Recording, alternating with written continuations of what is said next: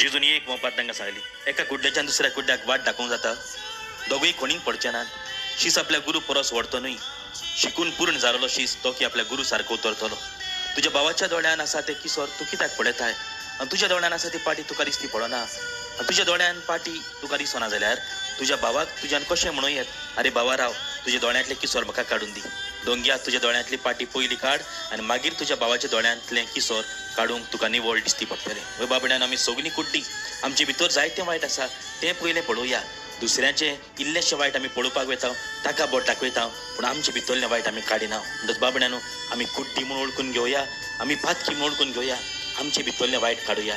दुसऱ्यांची नीत करचें न्हय, दुसऱ्याक बोटां दाखोवचें न्हय, दुसऱ्यांचेर वायट नदरेन आमी नदर घालचें न्हय, पूण दुसऱ्या भितर बरें आसा तें आमी सोदून काडुया, ताका वाखाणुया, ताणें बरें केलां नाल्यार ताका शाबासकी दिवया.